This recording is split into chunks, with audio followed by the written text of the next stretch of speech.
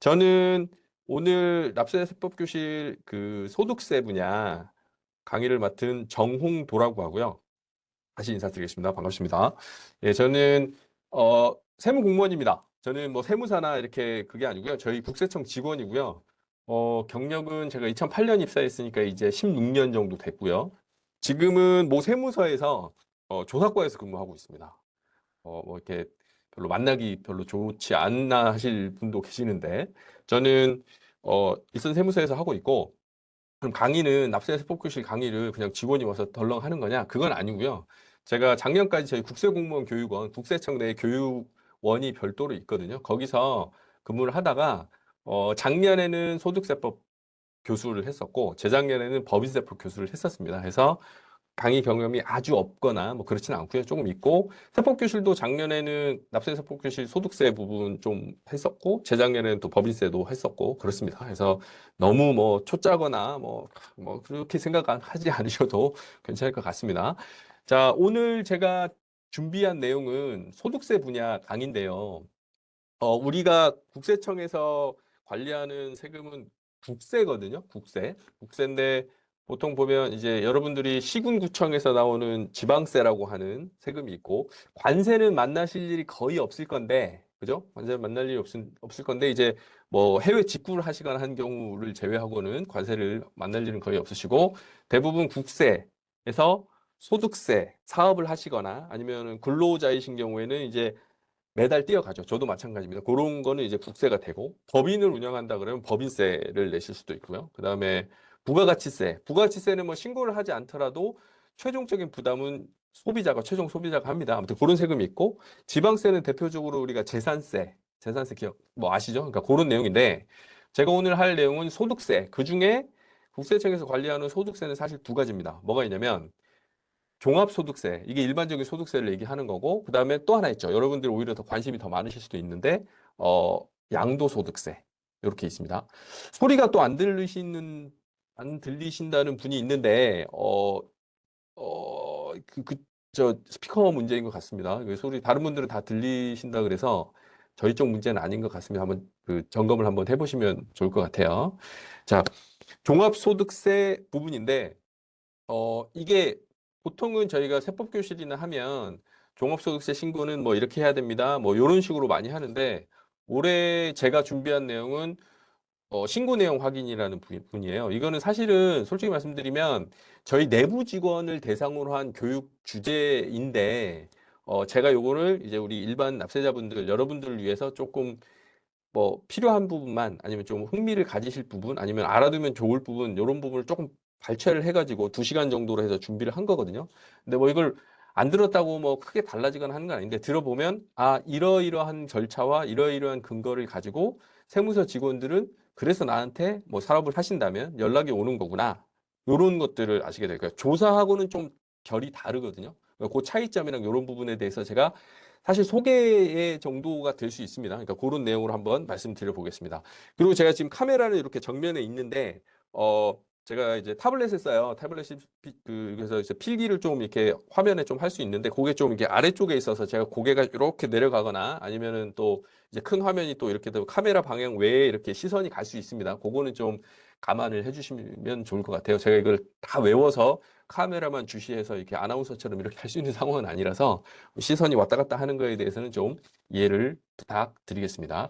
그리고 강의 시간은 14시, 오후 2시부터 4시까지로 돼 있는데 쉬는 시간은 중간에 2시 50분부터 10분을 가지겠습니다. 갔는데 질문을 하시는 분들이 있어요. 저도 납세세법교실 강의를 몇 번 해보니까 강의에 관련된 내용 내지는 강의 외적인 질문들 하시는 분들이 있는데 뭐 그게 뭐 맞다 틀리다 뭐 답변해 드릴 수 있다 없다가 아니라 수업 중에 질문이 오는 거를 바로바로 답변을 해드리니까 아니 진도를 나가야 되는데 듣고 있는데 왜 질문에 대한 답변을 하면서 시간을 뺏기냐 이렇게 말씀하시는 분들이 있어서 50분까지는 쭉 수업하고요. 50분 되면 제가 화장실 딱 뛰어갔다 온 다음에 10분 내에 채팅창으로 질문 주시면 제가 답변해 주시는 걸 최대한 답변을 해드리고 그 다음에 3시에 다시 수업 시작하고 3시 50분에 끝난 다음에 또 질문이 또 남아있다 그러면 또 채팅창으로 말씀해 주시면 또 답변해 드리고 이런 식으로 하겠습니다. 어, 화면은 제가 제 얼굴이 보이는 거는 지금 웹앱스에서 이렇게 조절을 좀 하셔야 되고요. 화면에는 제가 지금 소득세법 학습 주제 요 PPT 화면을 공유를 해놓은 게 맞습니다. 요 부분에 대해서 지금 제가 뭐 이렇게 지금 해놨습니다. 이게 맞습니다. 요 상태. 그래서 이제 시작을 한번 해볼게요. 자, 소득세법 주제는 종합소득세 신고 내용 확인입니다. 신고 내용을 확인한다는 건데 우리나라 세법 중에 대부분이에요. 상속세하고 증여세를 제외하고는 여러분들이 납세자가 신고해 준 그 신고 기한이라고 있거든요. 예를 들어서 뭐 소득세 같은 경우에는 다음 년도 5월 31일까지, 뭐 부가세 신고 같은 경우는 1월 25일, 7월 25일, 법인세는 12월 말 법인, 그러니까 1월 1일부터 12월에 대해서 1년으로 뭐 물론 6월 말 법인, 뭐 3월 말 법인이 있는데 대부분 12월 말 법인이거든요. 그러면 그 부분에 대해서 이듬해 3월 31일까지 요렇게 신고 기한이 있고 그 기한 내에 신고서가 제출이 되면 확정이 됩니다. 추가적인 저희가 뭐 터치를 하는 게 아니고 그걸 확정이고, 물론 그 이후에 시간을 가지고 전산 분석을 하는지 하면서 이게 틀렸냐 맞았냐 이런 걸 하는 거예요. 그래서 신고가 되면 확정인데 어 그냥 놔둔 상태에서 지금 소득세 납세자 신고하시는 분만 해도 거의 1,000만? 뭐 아무튼 그 정도 단위거든요. 엄청 많으세요. 근데 그 부분에 대해서 세무서 지금 국세청 직원이 관리자랑 다 합쳐서 지금 2만 명 정도 돼요. 근데 모든 직원이 다 소득세 신고서에 달려들어서 하느냐? 그건 안 되고요. 어차피 분야가 있는 거다 보니까 그래서 발췌를 할 수밖에 없어요. 추출을 해서 이분들에 대해서 확인을 하는데, 그렇게 하는 절차 중에 제일 대표적이고 여러분들이 제일 잘 하시는 게 세무조사예요.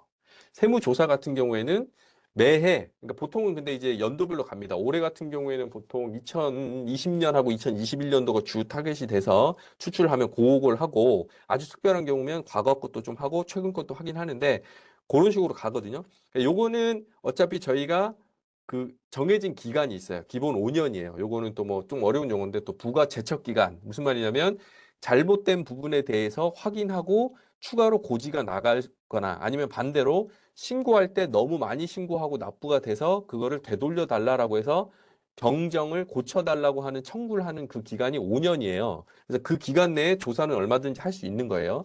근데 그것만으로는 여러분들이 매해 1년에 한 번씩 하는 소득세 신고를 다 확인이나 이런 게 안 되기 때문에 이게 별도 규정이 있어요. 그래서 신고 내용 확인이라는, 전에는 몇 년 전까지는 사후 검증이라는 용어를 썼어요.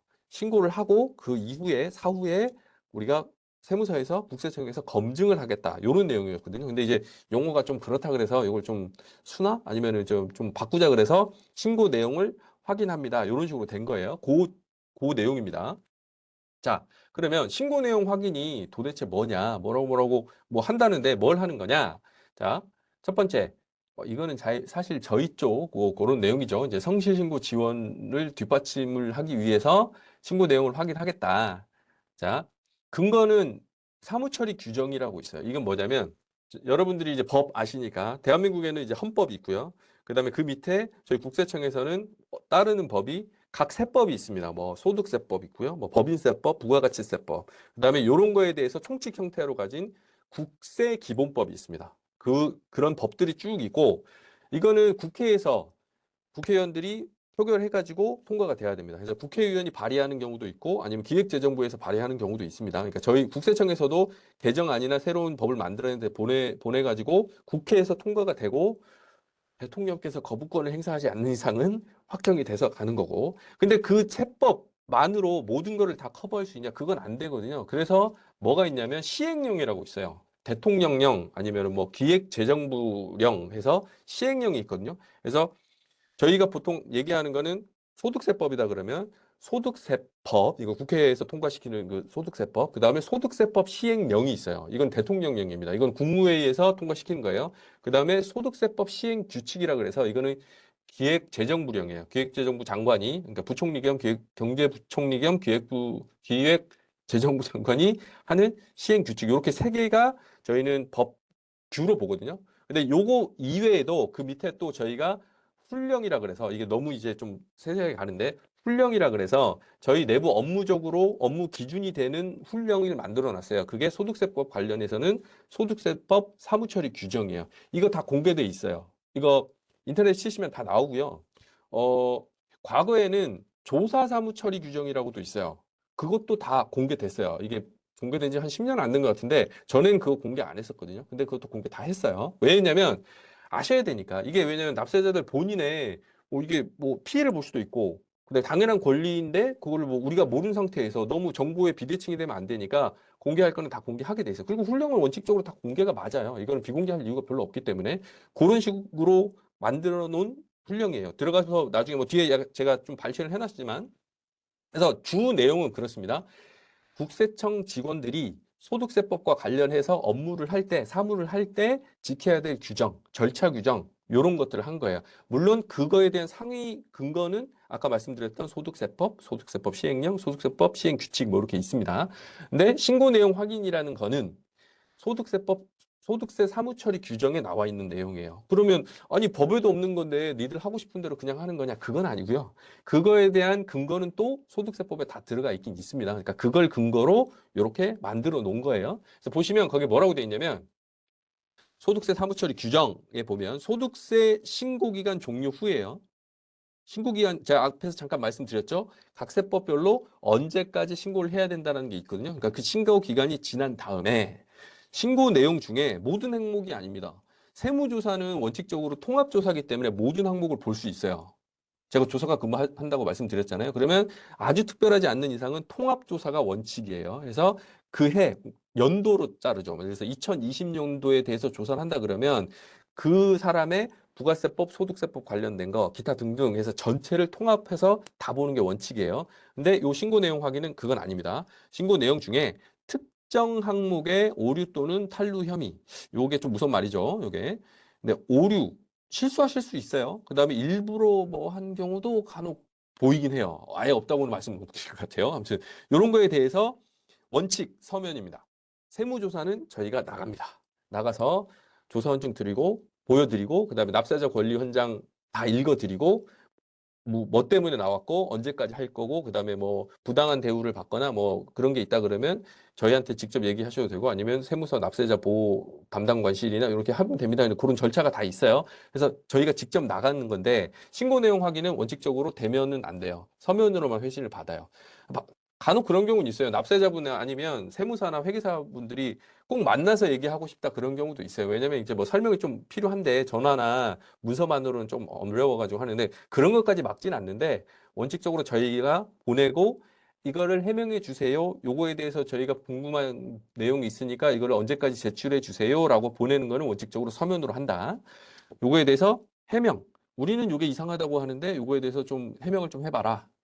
그리고 아니면 아차 할 때가 있거든요. 아, 그 잘못 신고했네. 그러면 수정 신고 하셔도 됩니다. 이렇게 해서 안내문이 나가요. 해서 신고 적정 여부를 확인한다. 이렇게 돼 있어요. 그러면 자, 이거 빨간 다 해놓은 건데 어차피 제가 또 빨간색 또 했습니다만 요게 아까 말씀드렸던 아래쪽은 소득세 사무처리 규정이에요. 이거 보이시나 모르겠네요. 자, 한번 확대를 잠깐 해볼까요? 이렇게.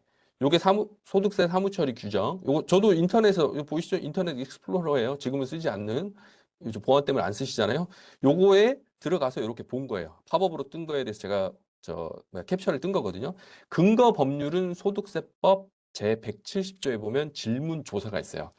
법 자체에 조사란 말을 써놨어요. 이게 소득세법만 있는 게 아니고 법인세법, 뭐 상속증여세법, 뭐 부가가치세법 다 있습니다. 각 세목별로 질문 조사라는 그 170조가 소득세법은 170조인데 다른 법들은 좀 이게 조항이 다를 수 있지만 내용은 대동소이합니다. 소득세에 관한 사무에 종사하는 공무원은 그 직무 수행을 위해서 필요한 경우에 다음 각호에 언하에 해당하는 자에 대해서 질문을 하거나 여쭤볼 수 있어요. 뭐 이거 맞나요? 아니면 이걸 무슨 근거로 숫자를 이렇게 넣으셨어요? 물어볼 수 있고 그럼 그와 관련된 장부나 아니면 서류 등 그 밖의 물건을 조사하거나 그 제출을 명할 수 있습니다. 저희는 법에 이거는 국회에서 통과된 거 법이라 그랬잖아요. 법률이라 그랬잖아요. 요거를 근거로 저희는 조사도 세무조사도 이 조항을 근거로 하는 겁니다. 그래서 제출을 명할 수 있고 확인할 수 있는 겁니다. 그래서 납세 의무자 또는 납세 의무가 있다고 인정되는 자. 이 말은 뭐냐면 납세 의무자는 세금을 신고하고 만약에 납부할 세액이 있으면 납부하셔야 되는 분인데 본인은 납세 의무자가 아니라고 생각하시는 경우도 꽤 많아요. 왜 내가 세금을 내야 되느냐. 그런 경우 되게 많아요. 소득세법이 특히 그렇거든요. 왜냐하면 소득세는 뭐 소득세 내에서도 구분이 좀 있습니다. 저 같은 공무원 포함한 근로자들이 내는 근로소득 부분이 있고, 그러니까 법이 따로 있는 건 아닙니다. 소득세법 내에 12조인가? 11조인가? 해서 소득의 구분이라고 있어요. 근로소득이 있고요. 그다음에 뭐 이자 소득 있어요.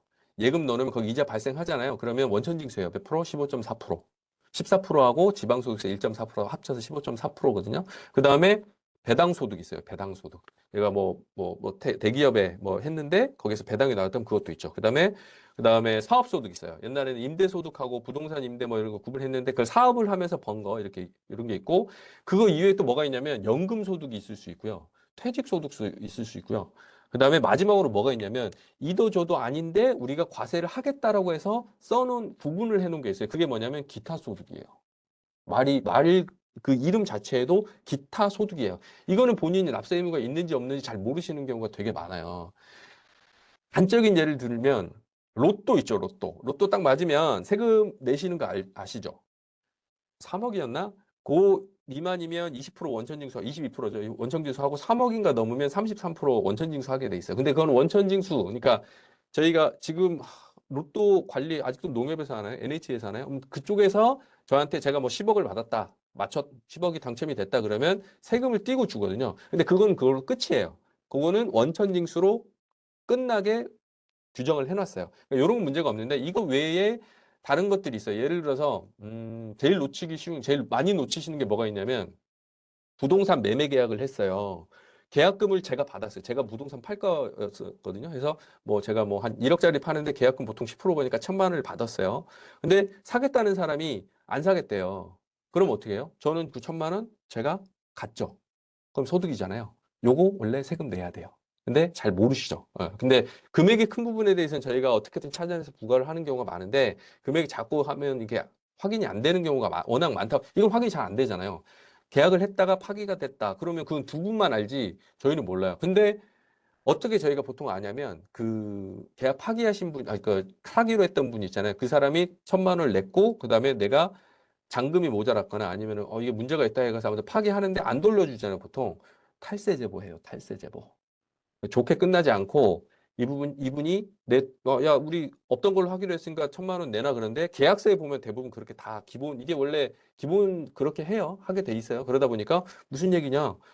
네 귀책 사유로 해서 네가 원해서 계약을 파기하는 거기 때문에 나는 계약금을 돌려줄 수 없다. 이게 맞거든요. 이거는 소송을 붙어도 당연히 이게 맞아요. 근데 그러면 그 사기로 했는데 1,000만 원을 어떻게 보면 손해 본 분은 에이 뭐 날렸네 이렇게 하면 끝나면 좋은데 그렇게 안 끝나요 보통.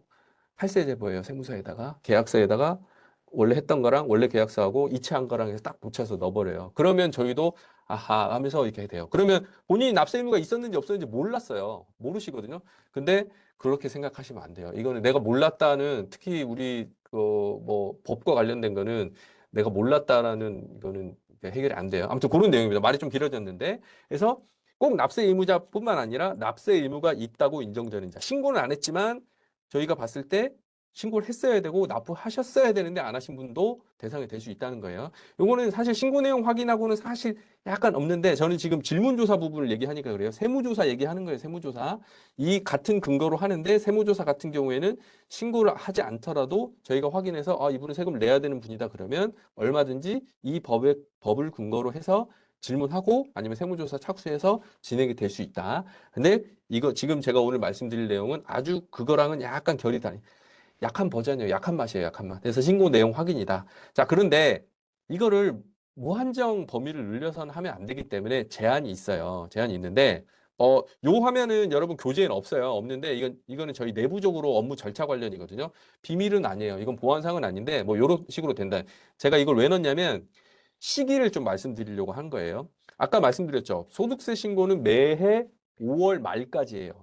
아주 예외적으로 매출 금액이 수입이 되게 많으신 분들은 성실신고 확인 대상자라 그래가지고 그분들은 6월 말까지 신고해요. 한 달 그냥 주면 더 좋은 거 아니야? 그게 아니고 그분들 한 달 더 드린 이유는 회계사나 세무사한테 본인들이 그 신고를 하는데 그 저희가 검증하듯이 1차적으로 그 세무 전문가들한테 검증을 받으라는 거예요. 의무예요, 의무. 수수료 줘야 돼요. 수수료 회계사 세무사한테 수수료 더 주고 하게 되시는 분들이 있어요. 대부분 병의원 이제 원장님들이 많아요. 그러니까 그분들 같은 경우는 6월 말까지 신고하게 돼 있습니다. 그런데 그러면 그 해 것만 해요. 예를 들어서 올해 2024년이잖아요. 여기 보면 지금 빨간색으로 제가 9월 초 이렇게 돼 있죠. 지방청 선정 대상 모수 명단을 시달하고 그다음에 9월 말에 세무서에서 확인 대상자를 최종 결정합니다. 선정합니다. 이게 왜냐면 이게 임의로 빼거나 임의로 넣거나 하면 안 되기 때문에 저희가 국세청은 국세청 본청이 있고요. 그다음에 지방청이 있어요. 어디 있냐면 서울지방국세청이 있고요. 그다음에 중부지방국세청은 이제 경기도권 하고 대부분 하고 강원도 쪽, 그다음에 인천지방국세청 그러면 경기 북부하고 인천 쪽, 그다음에 대전, 광주, 대구, 부산. 그러면 대충 어딘지 아시겠죠? 요런 정도 지방청이 있는데 지방청에서 전산으로 추출을 해요. 추출하고 그거를 각 세무서별로 주면 세무서 내에서 또 확인을 해가지고 최종 선정을 하는 거예요. 이게 뭐 입김이 들어가거나 그러면 안 되기 때문에 위에서 선정을 해서 거의 내려준다고 보시면 돼요. 하고 10월 초에 세무서 담당자들이 해명 안내를 문서로 보내요. 아까 서면으로 한다 그랬잖아요. 해서 쭉 보내요. 근데 제가 먼저 말씀드려야 될 게 신고 내용 확인은 세무조사하고는 다르게 과거에 언제든지 할 수 있는 거냐 그게 아니고요. 올해 2024년도 5월이나 6월에 신고한 내용은 2023년도 거, 작년도 거에 대한 거거든요. 신고 내용 확인은 이 9월에 선정해서 10월에 안내문 나오는 거는 작년 거만 나오는 거예요. 재작년 거 나오면 그건 안 돼요. 잘못된 거예요. 신고 내용 확인은 아니에요. 근데 과세 자료가 있다거나 어떤 사유에 의해서 물어볼 수는 있어요. 그래서 이거 잘못 아셔가지고 2022년도 거에 대해서 해명하십시오 보냈는데 납세자 세법 교실 들었는데 그 전년도 거만 하게 돼 있는데 이걸 왜 나한테 물어보 그렇게 하시면 안 돼요. 그거는 다른 거예요. 그거는 다른 업무고 신고 내용 확인은 원칙적으로 그러니까 그 전해 올해 신고한 부분에 대해서 한다. 이렇게 이해를 하시면 될 것 같습니다. 자, 해명 안내 가고요.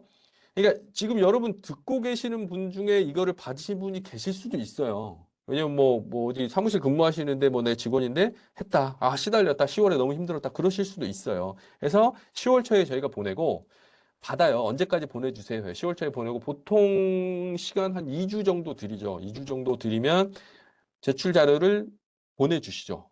저희가 이거를 채우고 관련된 거를 정리해서 보내주셔서 보통 보내요. 뒤에서 보여드릴 겁니다. 그러면 탈루 혐의가 없다 그러면 끝난 거죠. 해서 검토해 보니까 이상 없었네요. 해서 또 서면으로 또 안내해 드려요. 왜냐면 내가 해명을 했는데 세무서에서 아무런 연락이 없으면 그것만큼 또 불안한 게 없잖아요. 그래서 이러면 안 되겠다 그래서 이거 규정에 넣어놓은 거예요.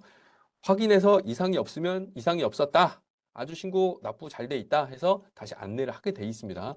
안 해주면 적어도 전화해서 물어보면 답변을 당연히 해줄 거고 그 이전에 저희가 전화 오기 전에 안내를 드리게 돼 있어요. 그다음에 검토를 해보니까 탈루 혐의가 있어요. 그러면 1차적으로 저희는 고지서를 보낼 수 있거든요. 근데 고지서를 보내기 전에 수정신고를 안내를 보통 합니다. 그래서 수정신고를 안내를 해서 그 부분에 대해서 10월 중순에서 10월 말까지, 늦어도 10월 말까지 수정신고 하세요라고 보냅니다. 그래서 그거를 대부분 따라주세요. 왜냐하면 잘못된 부분을 본인들이 실수한 경우가 대부분이기 때문에 잘못된 부분이 맞다 그러면 그 부분에 거의 다 수정신고를 하시고 만약에 안 하셨다 그러면 그 부분에 대해서는 수정신고를 한 부분은 이제 검토 결과를 안내를 하고요. 그다음에 안 하셨다 그러면 저희가 과세예고라는 거를 보내요. 고지서가 나갈 때 100만 원 이상 부분에 대해서는 과세예고, 그러니까 고지서가 나갑니다. 어떠어떠한 사유로 이렇게 나가요. 언제 며칠자 보내주신 자료를 검토해 보니까 이런 문제가 있어가지고 세금이 얼마가 몇 월 며칠 납기로 나갑니다 해서 먼저 예고를 보내드리고 그 보내드린 한 달 기다리거든요. 저희가 한 달 기다려 드리거든요. 그래서 한 달 동안 불복을 할 수 있어요. 요거는 과세 전 적부심이라고 해요. 요거를 하실 수도 있고 아니면 기다렸다 고지서 받고 나서 불복 그래서 조세 심판원에 하든 국세청에다 이의 신청을 하든 이제 심사 청구를 하든 할 수 있어요. 그런 절차를 쭉 밟게 돼 있고요. 자, 그리고 해명 자료를 제출을 안 하시는 경우도 간혹 있어요. 난감한데 왜 난감하냐면 그 뒤에 절차가 그렇게 아름답지 않거든요. 근데 안 하시는 경우가 간혹 있어요. 진짜 간혹. 그런 경우는 어떻게 되냐면 요거는 그 다음에 어디로 갈까요? 조사로 가요. 조사로. 조사가 필요하다라고 보면 정기조사, 아까 말씀드렸던 올해는 21년도 거 주로 하고 있습니다. 이게 정기조사 이렇게 하거나 아니면 비정기조사 의뢰도 가능해요. 이거는 검토를 해봤는데 이거는 확실하게 이거는 문제가 있는 건데 해명도 안 하고 전화해서 대답도 안 한다. 근데 금액이 너무 크다. 이거는 단순히 우리가 결정해서 고지서를 보낼 수준이 아니라 다 의심스럽다. 확인을 해야 되겠다 해서. 근데 그거는 비정기 하겠다 그래서 무조건 되진 않아요. 그러니까 이제 좀 검토소나 이렇게 선정을 해달라고 해서 하거든요. 보면 또 지방청에서 검토를 하는 거예요. 세무서에서 올렸는데 아니 이거 뭐 감정 실어서 뭐 네가 조사하고 싶은데 아무 데나 할 거야? 그건 안 돼요. 그건 안 되기 때문에 저희가 작성을 해서 올리면 지방청에서 검토를 하고 아 이건 돼 안 돼 이렇게 해주는 겁니다. 근데 원칙적으로는 제출을 안 하거나 수정 신고를 하기로 했는데 안 하거나 하면 조사 선정 할 수 있습니다. 의뢰를 할 수 있습니다. 그거는 그래서 아주 드물다는 거예요. 이 사유로 조사받으면 진짜 억울할 거거든요. 왜냐면 배보다 배꼽이 더 커진 수가 생기기 때문에 아까도 말씀드렸듯이 조사는 원칙적으로 통합조사입니다. 전체를 다 봅니다. 그러니까 매해를 다 보는 건 아니고요. 딱 특정 연도를 정해서 보는데 그 해에 일어난 걸 다 봐요. 원칙적으로. 그리고 봤는데 똑같은 패턴이 앞뒤 연도에도 있다거나 하면 그 연도도 늘려서 또 다 볼 수 있어요. 그래서 이게 확대가 가능하기 때문에 조사까지 웬만하면 안 가려고 해요. 그래서 세무대리인들, 그러니까 세무사님, 회계사님들도 조사까지 가는 거는 유리하지 않다라고 보통 얘기하는데 간혹 끝까지 불응하다가 조사를 받는 경우도 아주 간혹 있습니다. 자, 그리고 수정신고하고 이렇게 마무리가 다 되면 11월에 마감을 해요, 저희가. 수정신고 받고 아니면 고지해서 과세예고한 거 몇 건에 뭐 금액 얼마. 이게 금액이 들어가면 안 되는데 저희가 이제 업무를 하다 보니까 그래서 11월 말에 최종 실적 보고 하거든요. 이게 왜 그러냐면 여기 제가 조직 BSC라고 써놨는데 저희도 공무원이고 직장인이기 때문에 업무를 했을 때 그 업무가 그러니까 그 기준은 바뀌었어요. 옛날처럼 금액을 많이 한다고 무조건 우수하다라고 보진 않아요. 그런 건 아닌데 그래도 이런 하나의 업무를 했을 때 마무리가 잘 돼야 되기 때문에 뭐 하다 말아버리면 안 되니까 조직 BSC라고 BSC가 이제 뭐 아시는 분은 아실 텐데 뭐 밸런스 스코어 카드라 그래가지고 뭐 이렇게 계량 평가 뭐 이런 게 있어요. 근데 국세청 그 정부 기관에 아직 많이 남아 있거든요. 그러니까 요거에 지표에 하나가 들어가 있어요. 그러다 보니까 요런 식으로 그래서 수정 신고 비율 뭐 이거는 뭐 80% 이상 그러니까 저희가 선정을 해서 보냈는데 80% 이상 수정 신고가 들어왔다. 뭐 이상 없는 게 한 20%다. 그러니까 이게 저희도 선정하는 게 되게 스트레스예요, 사실. 왜냐면 보냈는데 전혀 이상 없음 그러면 이 점수가 다 깎이는 거예요. 그래서 그 선정 검토할 때 되게 이제 긴장하고 되게 신경 써서 하는 거예요. 그다음에 절차 준수 비율, 기간, 안내문 보내고 그다음에 이상 없으면 이상 없습니다. 서면 보내드리고 그다음에 수정 신고하면 수정 신고 확인해 보니까 이상 없습니다. 또 이렇게 보내드리고 이런 절차를 또 지켜야 되고 그다음에 추진 노력도 이거는 이제 금액 그리고 해가지고 뭐 고액 추진 노력도 하는데 이거는 가점으로 줘요. 저희가 고액 추진 노력도는 가점이에요. 3천만 원 이상 세금으로 3천만 원 이상 나가면 이제 가점을 주는 게 있는데 가점은 뭐 받아도 안 받아도 되는 거니까. 근데 이 국세청 이 녀석들은 맨날 뭐 세금만 많이 매기려고 한다. 그건 아닙니다. 오해를 안 하셨으면 좋겠습니다. 자, 아무튼 요런 절차를 따라서 쭉 가는 거예요. 서로 좀 길었는데 중요한 거는 그럼 도대체 뭘 보냐가 사실 중요할 수 있어요. 제가 하고 싶은 얘기도 뭘 보냐. 그러니까 앞으로 뭐 사업을 하시든 아니면 이거 관련된 업무를 하실 때 요런 걸 보니까 그런 거를 주의해야 되겠구나. 요런 내용을 말씀드리려고 시작한 거예요. 서로 좀 길었는데. 자, 종합소득세 신고 내용 확인 업무 매뉴얼 서울지방국세청 성실납세 지역구. 요거는 사실 약간 보완성이 있는데 세부 내용은 안 띄울 거예요. 그냥 표지만 한 거예요. 그러니까 이런 식으로 관리가 되고 있어요. 지방청별로 약간 그 업종 특성이 있다 보니까 지방청별로 조금씩 다르거든요. 근데 이건 샘플로 그냥 해놓은 거예요. 이 안에 내용은 제가 안 보여드릴 거예요. 여기 넣어놓지도 않았어요. 교재에도 없고. 자, 이런 게 있어요. 그래서 혐의 유형별로 검토하는 요령을 넣어놨어요. 이 부분에 대해서는 요렇게 봐라. 근데 뭐 비밀은 아니에요. 어차피 들어보시면 당연히 저렇게 보겠네. 이런 내용입니다. 그 다음에 대상자 선정할 때는 어떻게 해라. 집행은 어떻게 해라. 이런 내용도 있어요. 그러니까 뭐 아무나 막 선정하고 싶다고 하는 게 아니고 일정 금액 이상 뭐 어떤 차이가 나는 뭐 사업자 뭐 이런 식으로 선정하는 기준 이런 거에 대해 설명돼 있고 혐의 유형별 뭐 적격 증명이라 그러거든요. 그래서 뭐 이제 비용 처리를 했는데 그거와 관련된 세금 계산서나 뭐 신용카드 영수증이나 이런 게 있어야 되는데 그런 게 없다. 그런 거는 이렇게 해서 확인을 해라. 뭐 해명 안내는 이런 식으로 해라. 이런 내용들이 들어가 있어요. 그다음에 감사 사례, 뭐 전산 처리 요령. 이거는 저희 내부적으로 하는 건데 감사 사례는 보통 그거예요. 이제 저희 직원들 입장에서는 다 잘하는데 가산세를 적용을 잘못하는 경우가 꽤 있어요. 그러니까 세무대리인들이 수정신고 들어오는데 가산세를 빼먹는 경우가 왕왕 있어요. 그래서 직원들이 이제 경험이 있고 하면 이거 잘못 들었으니까 다시 해서 보내세요 하면 좋은데 했네 그리고 넘어갔다가 나중에 시간이 지난 다음에 보니까 가산세 빠뜨려가지고 이제 감사 지적받고 그다음에 또 납세자한테는 또 고지서 또 나가고 해서 좀 약간 서로 좀 이렇게 불쾌한 상황이 벌어질 수 있어서 그런 거 주의해라 하는 거예요. 그다음에 전산처리용은 아까 말씀드렸듯이 이제 절차 관련해서는 했습니다라고만 하면 안 되니까 전산에다가 저희가 일일이 다 입력을 하게 돼 있어요. 대상자는 누구고, 해명 안내문은 몇 월 며칠 날 보냈고, 소명은 몇 월 며칠 날 들어왔고, 그다음에 그 부분에 대해서 검토해서 이상이 있다 없다 해서 다 안내를 하잖아요. 그러니까 그 부분을 다 전산에 다 입력을 해 놓는 거예요. 왜냐면 말로만 뭐 했는데요 이렇게 하면 안 되기 때문에 이거 왜냐면 이건 납세자의 권익을 약간 손상시킬 수 있는 문제다 보니까 이거를 집어놨어요. 솔직히 말씀드리면 제가 아까 경력 한 16년 됐다 그랬잖아요. 저희 입장에서는 되게 그 너무 세부적인 게 들어오면서 일하기가 사실 불편한 점은 없지 않아 있어요. 근데 그건 반대로 얘기하면 납세자 권익 측면을 봤을 때는 바람직한 방향으로는 가고 있는 거죠. 저희 일하는 세무공무원 입장에서는 조금 일이 약간 시원시원하게 빨리빨리 넘어갈 수는 없는 상황이에요. 절차를 딱 왜냐면 전산 입력했다고 내가 입력하고 땡이 아니고 관리자들이 결제를 눌러줘야 넘어가요. 그냥 대충 하는 게 아니라서 또 그런 내용이 있습니다. 자, 요거 앞에서 잠깐 얘기했던 건데 뭘 볼 거냐? 무엇에 대해서 요 내용입니다. 자, 신고 내용 확인은 종합소득세 신고기한 종료. 제가 아까 말씀드렸죠. 5월 31일 원칙, 그 다음에 아주 매출액이 큰 분들 같은 경우는 성실 신고 확인 대상자라고 하는 보통 대부분 병의원, 우리 원장님들 대부분인데 그분들은 6월 30일까지, 30까지, 그죠? 요런 거에 대해서 특정 항목의 오류 또는 탄루 혐의에 대해서 서면으로 해명 요구하거나 수정 신고 앞에서 했던 내용이에요. 요건데 특정 항목만 돼요.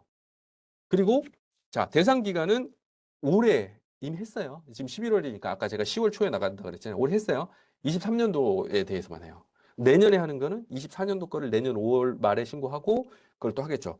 직전 한 해년도만 해요. 한 해만. 왜냐면 이게 기간을 정해놓지 않으면 이게 뭐 조사하고 구분이 없어져 버리잖아요. 그러면 안 되기 때문에 소득세법상 신고 내용, 종합소득세 신고 내용 확인은 직전 연도 거에 대해서만 합니다. 그리고 특정 항목이라는 건 뭐냐면 제가 아까 말씀드린 조사는 통합조사이기 때문에 다 봅니다. 뭘 보냐면 우리가 크게 보는 게 뭐냐면 수입 있죠, 수입.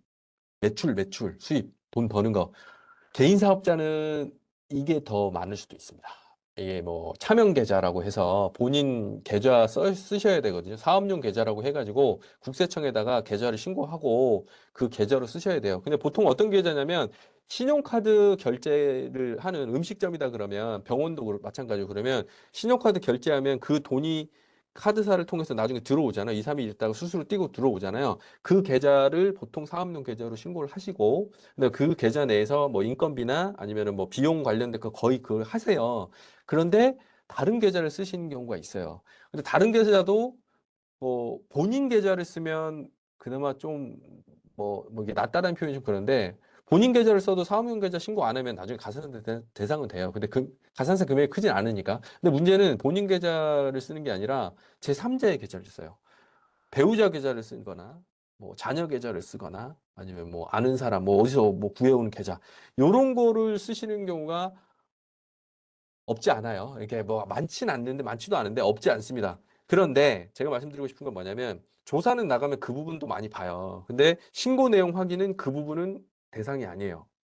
수입 부분은 대상이 아니고 필요경비라는 용어가 나왔는데 필요경비는 뭐냐면 비용이거든요, 비용. 사업을 하면서 사업과 관련돼서 쓴 비용을 우리가 필요경비라고 해요. 그 다음에 들어오는 금액은 총수익 금액이라는 표현을 씁니다.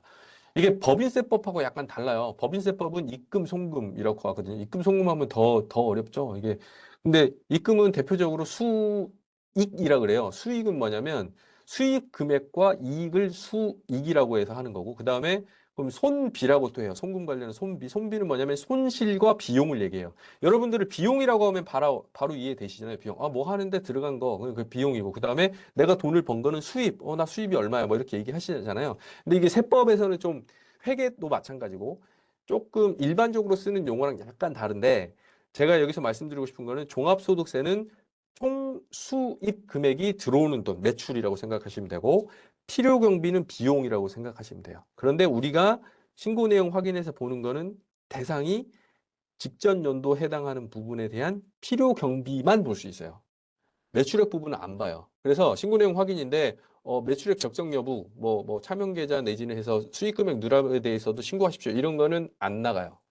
그렇게 나오면 그거는 국세청에서 보낸 게 아니에요. 그렇게 나갈 수가 없어요. 그래서 필요경비 부분, 그러니까 비용 부분에 대해서만 질문을 하게 돼 있고 그거에 대해서만 해명을 요구하게 돼 있어요. 이거는 법에는 없는 거예요. 법은 아까 질문조사라는 거는 세무조사랑 같은 근거 조항이기 때문에 법에 있는 게 아니고 소득세 사무처리 규정, 아까 제가 훈령이라고 했던 그 규정 내에 언급이 돼 있어요. 필요경비에만 한정돼서 해명을 요청하고 확인을 해라 이렇게 돼 있어요. 이 범위를 벗어나면 그거는 저희가 위법까지는 아닌데 아무튼 절차를 위반한 거죠.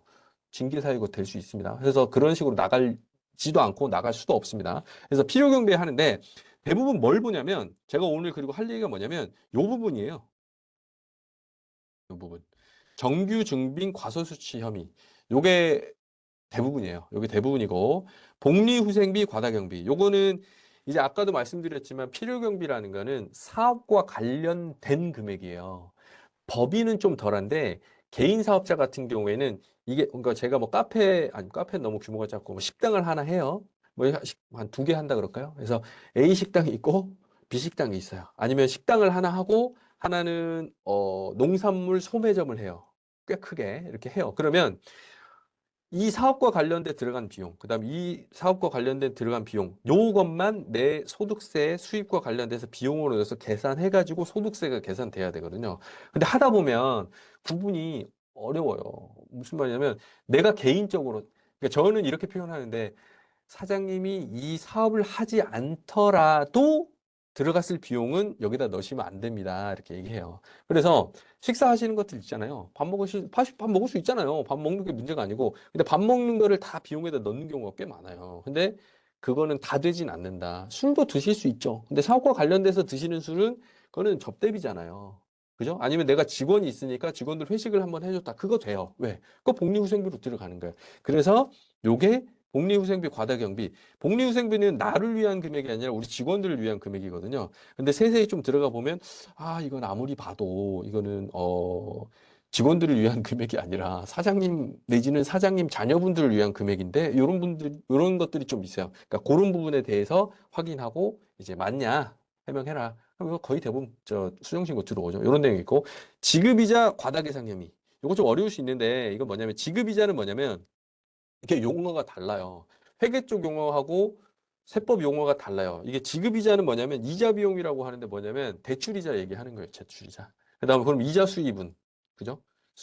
뭐 이런 게 그러니까 용어가 좀 다른데 지급이자 과다계상 혐의라 그러면 이거는 뭐 대출이 사고와 관련 없는 부분에 대해서 한 거냐 뭐 그런 것도 있고요. 되는 게 있고 안 되는 게 있고 좀 구분이 좀 있어요. 그러니까 그런 부분에 대해서 해야 되고 요 뒤에서 또 다시 말씀드릴 건데 돈을 빌려 왔어요. 그래서 이자가 들어간 것도 맞아요. 근데 저희가 무조건 다 인정을 못 해드려요. 왜냐면 저희가 국세청뿐만 아니고 이게 회계 쪽도 그렇고 마찬가지인데 한쪽에서 비용이 인정이 됐다라는 건 뭐냐면 다른 한쪽의 상대방의 수입이에요. 그러면 이쪽의 비용이 인정이 됐다 그러면 이분이 어찌됐든 계산해 보면 세금이 줄었잖아요. 그러면 이 비용의 상대방은 수입일 거니까 그 사람은 수입이 늘었잖아요. 그죠? 수입이 들어왔으니까 그럼 그쪽이 세금이 돼요. 그래서 한쪽만 인정해 주는 건 없어요. 한쪽에서 비용이 인정되면 상대방 그 누군가의 수입이에요.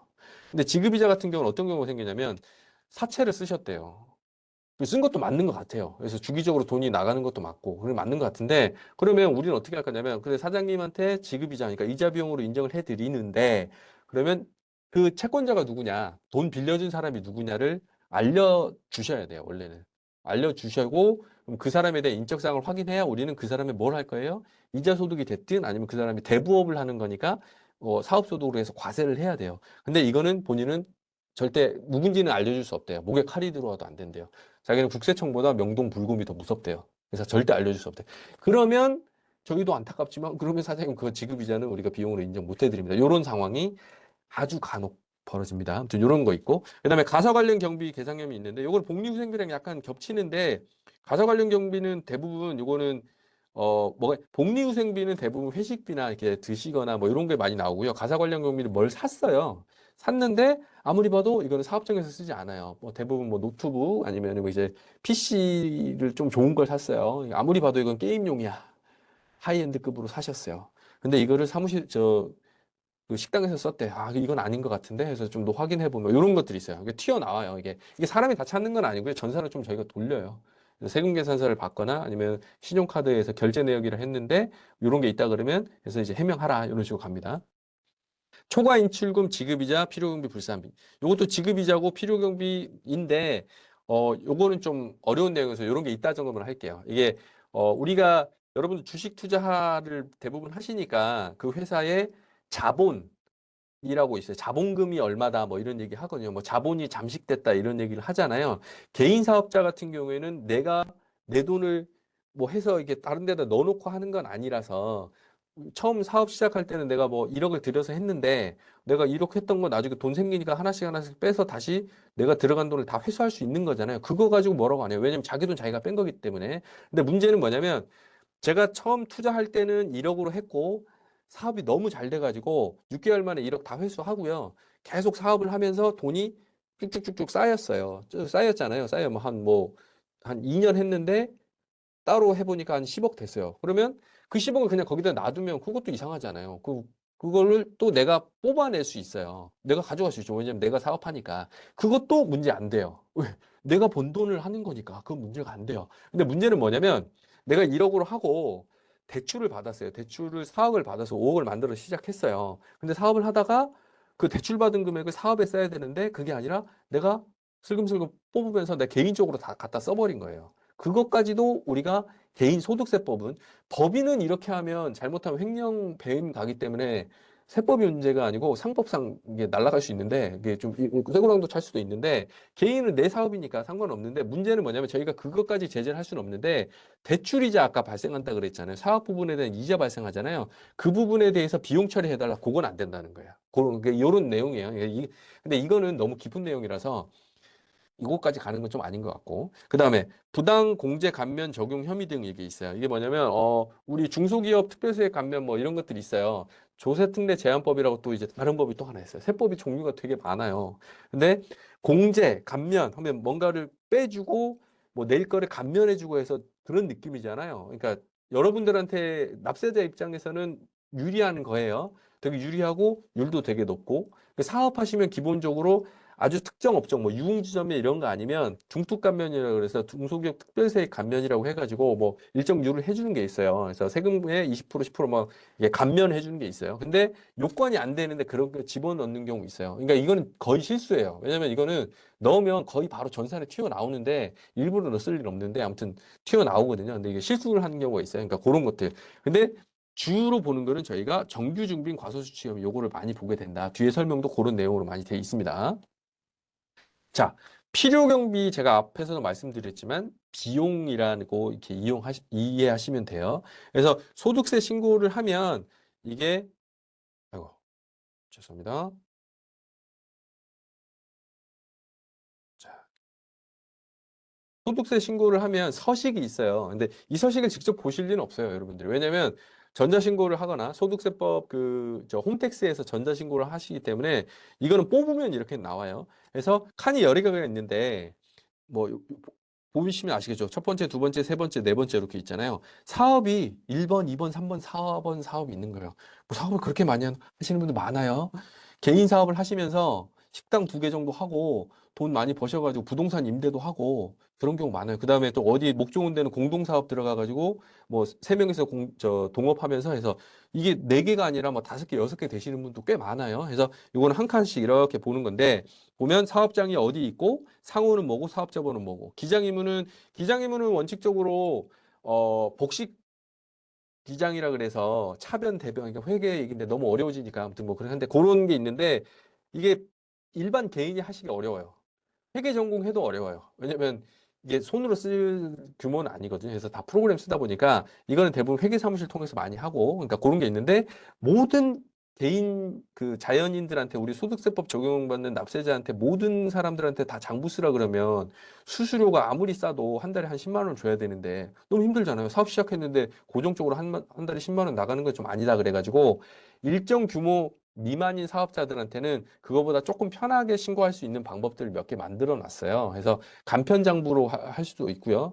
그다음에 장부는 사실 두 가지밖에 없어요. 복식 장부. 차변 대변에서 이렇게 쓰는 회계 장부를 쓰는 게 있고, 그다음에 간편 장부는 그런 정도는 아니고 단식 장부라 그래가지고 그냥 수입 얼마, 그다음에 오늘 나간 비용 얼마 해서 그냥 쭉 쓰는 거예요. 그런 식이 있고, 그다음에 그걸 써야 되는데 못 썼을 경우에는 또 신고를 하긴 해야 되니까 매출하고 그다음에 일정률에 대해서는 그냥 비용으로 쳐주고 하는 추계 신고라고 해요. 그래서 그거는 또 이제 단순 경비율, 기준 경비율 그런 게 있거든요. 아무튼 구분이 그런 게 있어요. 요거는 납세세법규칙 그 홈페이지에 보면 과거에 동영상 올려놓은 것도 있어요. 작년에 제가 한 것도 아마 있을 수도 있어요. 아무튼 관심 있으시면 한번 보셔도 되고, 국세청 홈페이지에 글로 설명된 것도 꽤 있습니다. 아무튼 그런 거를 쓰는 게 있고, 그 다음에 주업종이 뭐고, 아까 말씀드렸던 총 수익 금액, 여기 매출이라 그랬죠? 총 수익 금액이 얼마고, 필요 경비가 얼마다 해서 이렇게 써요. 그리고 나서 빼면 이게 소득 금액이에요. 소득 금액에서 또 이제 뭐 인적 공제라 그래서 뭐 개인 150만 원, 그다음에 내가 나이가 뭐 몇 살 이상이면 경로 우대 공제, 그다음에 부양 가족 입금 그런 거 빼고 나서 그거는 이 화면은 없는데 뒤로 가면 그걸 다 빼면 또 이제 과세 표준에 세율 곱하는 거거든요. 아무튼 그런 내용인데 주로 보는 거는 이런 필요 경비 부분에 대해서 본다라는 걸 말씀드리는 거고, 오른쪽에 보시면 부동산 임대 소득이라고 있어요. 요거는 어, 뭐 주택하고 주택 외 임대소득 이렇게 있는데 요거는 이제 왜냐면 경비가 뻔하긴 한데 아무튼 필요 경비가 요런데 요 부분에 있는 거다. 신고서 서식이 요렇게 있다라는 걸 보여드리려고 그 띄워놨다라고만 생각하시면 될 것 같습니다. 그래서 요 부분인데 요게 앞에서 또 말씀드린 필요 경비란 총 수익 금액을 얻기 위해서 소요된 비용의 합계액입니다. 같은 말입니다. 근데 소득세법에서는 필요경비라는 용어를 쓰기로 한 거예요. 그 다음에 법인세법에서는 또 이거를 송금이라고 해요. 좀 같은 말인데 용어를 좀 달리 쓰는 거예요. 총수익금액 여기 있죠. 총수입. 그 다음에 필요경비. 그 다음에 오른쪽에 보면 필요경비는 그럼 들어간 비용 다 해주는 거냐? 아니죠. 그게 아니고 총수익금액에 대응하는 관련이 있어야 된다는 거예요. 돈 들어간 건 맞아요. 식사하실 수도 있죠. 아니 내가 아니 이거 아까 식사 얘기도 했는데 내가 사업장에서 일하면서 내가 봐서 밥 먹었다. 그걸 뭐 인정 다 안 해줄 거냐? 사업 안 해도 뭐 밥은 먹어야 되니까 내 건 인정 안 해주고 그 정도까지는 아니고요. 어차피 저녁에 식사하시거나 뭐 이런 거 볼 때 그런 식으로 따진다는 게 너무 극단적으로 생각하실 필요는 없고 중요한 점은 대응이 돼야 된다는 거예요. 사업과 관련된 거를 얘기하는 거예요. 그래서 요거를 사업소득 금액이라고 해요. 참고로 요건 조금 약간 뭐 들을 수 있는데 필요 경비가 공제 가능한 거는 사업 소득하고 기타 소득밖에 없어요. 아까 말씀드려서 이배, 이자 소득, 배당 소득, 뭐 연금 뭐 이런 거 있다 그랬잖아요. 근데 이자나 배당 소득 같은 경우에는 원칙적으로 필요 경비를 인정하지 않아요. 왜요? 이거는 은행에다 넣어놨든지 아니면 내가 주식 투자를 했기 때문에 그쪽에서 오는 거지 제가 추가적으로 뭐 한 게 없기 때문에 대응되는 비용이라는 게 들어갈 이유가 없어요. 해서 아예 법적으로 인정을 안 해주는 거고 근로소득하고 연금소득이 있어요. 저 근로자잖아요. 저도, 아니, 뭐, 저도 이제 출퇴근하면서 돈 들어가고 있고, 그럼 그런 것도 빼줘야 되는 거 아니냐? 이거를 세세하게 다 빼줄 수가 없다 보니까 일률적으로 빼주는 게 있어요. 근로소득공제라고 해서 율이 있어요. 급여에, 우리가 우리 수입이 얼마, 연봉이 얼마인 경우에는 몇 퍼센트 빼주고, 이런 게 있어요. 그런 식으로 해서 빼줘요. 빼주긴 빼주는데, 뭐 실비로 빼주는 건 아니다. 예, 일률적으로 정해진 율로 해준다. 그래서 필요 경비를 추가적으로 공제하는 거는 사업소득하고 기타 소득만 있어요. 근데 기타 소득 같은 경우에도 실제적으로 들어간 비용을 다 추리지 못하는 경우가 많다 보니까 특정 몇 개에 대해서는 일정 율을 해줘요. 60%. 우리가 기타 소득이나 사업 소득, 저도 지금 저는 약간 성격이 다르긴 한데 지금 오늘 강의하러 왔잖아요. 강의하러 오면 제가 이거는 수입이 직업적으로 하는 게 아니죠. 저는 근로자예요. 모세무서 조사과에서 근무하는 근로자잖아요. 근데 뭐 다른 기관이나 외부에서 강의를 전문적으로 계속 주기적으로 하는 게 아니고 어쩌다 한 번 하는 건 이게 기타 소득이에요. 그러면 그 부분에 대해서 필요 경비를 반영을 해줘요. 일률적으로 몇 퍼센트 60% 이런 거예요. 이런 식으로 해주는 건데 우리 사업소득과 관련해서는 원칙적으로는 대응되는 필요 경비 플러스 적격 증명이라 그래서 세금 계산서, 계산서 아니면 신용카드 영수증 아니면 현금 영수증이 있어야 인정이 돼요. 없으면 실제로 들어간 게 맞다 하더라도 인정을 안 해주거나 아니면 인정해드리더라도 그 적격 증명을 받지 않았기 때문에 가산세를 부과하는 게 있어요. 요거까지가 주요 내용입니다. 잠깐만요. 지금 50분이 됐거든요. 50분이 됐으니까 쉬는 시간에 갔고요. 제가 화장실을 빨리 뛰어갔다 오고 질문하실 분이 혹시 있다면 관련된 내용으로 좀 주로 질문을 해주셨으면 좋겠는데 질문을 채팅창으로 받고 제가 답변을 말로 해드리고요. 다시 진도 나가는 거는 3시에 진도 나가는 걸로 하겠습니다. 그럼 제가 잠깐 화장실만 다녀오겠습니다.